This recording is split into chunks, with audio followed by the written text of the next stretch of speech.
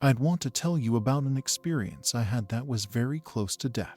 It all began while I was in Army basic training and we were practicing fighting using pugil sticks, which are long poles with pads attached to both ends to imitate the grip and barrel of a rifle. I was sparring with my opponent when I managed to knock him out of the ring and put an end to the bout. After the drill sergeant blew his whistle to signal that we should halt, I took a few steps back and then stood at attention.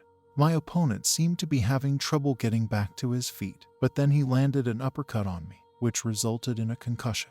I was given orders to lay down and relax, but since I wasn't doing very well, I had to be carried back to the barracks to rest there instead.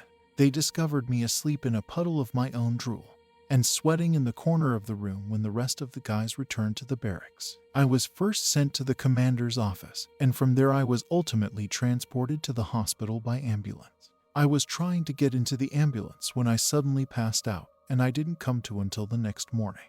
My fever was 107 when I arrived at the hospital, and it reached a high of 109 throughout my stay there. In an effort to bring down my fever, I was swaddled in ice and given cold compresses. Because I had such a high temperature for such a long time, the doctors did not believe that I would ever recover from it, so they announced that I was brain dead. During this period, I discovered that I was opening my eyes in a place that I believed to be paradise. I stood before this guy who seemed to be welcoming me by opening his arms to the side of his body. We were in a chamber that was made of dark gray concrete, and there were wooden beams around the entrance. The door was constructed out of wooden planks that were nailed together. The guy made a little bend in my direction and extended his arms to me in a gesture of warm greeting. He was clad in a clothing that resembled a robe and was of a filthy whitish brown tone. This costume reached all the way down to his feet. He wore a belt made of cotton of a golden hue that fastened at the back with a clasp of some kind. A brown shawl was draped over his shoulders by the man. When he lay down on his back, the hood of the robe, which was a part of the robe itself, stretched out from shoulder to shoulder. His complexion was similar to that of the Mediterranean. He had black hair and beard and maintained a neat appearance overall. He presented an air of friendliness and seriousness while maintaining his imposing stature. I was not familiar with the individual, nor had we been brought together before. People have speculated that this individual was either Jesus Christ or no, but I can honestly state that I have no idea who this person was. The only thing I remember about him is how he seemed. As I stood there observing this guy, he extended one hand to his right side and pointed to a woman who was there in the room who had been there the whole time. She had blonde hair that was slightly highlighted with red. It had short hair, and the clothes was more cotton sewed than what we're used to seeing. This woman was bathed in a brilliant light that around her. When I got closer to the woman, she held out her hand for me to take, and I did so. She had a warm smile and touch, and was a really lovely person to be around. After I grabbed her hand and sat down next to her, we were suddenly transported via a bright ray of light. We moved from one sight to another in what seemed like the blink of an eye to others who were following behind.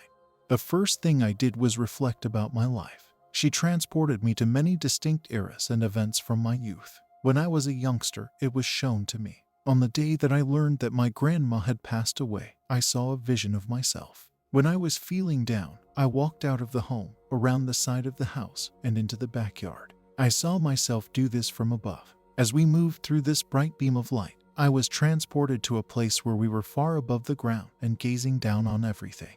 During the whole event, we spent the whole thing floating through space on a ball of light. During all of this, none of us spoke a single word to the other. I had some downtime in between trips, so I took advantage of it by taking a closer look at the room I had previously been in with the guy and the lady. It occurred to me that everything was set in the early Roman era. Both the structures and the costumes were very fascinating.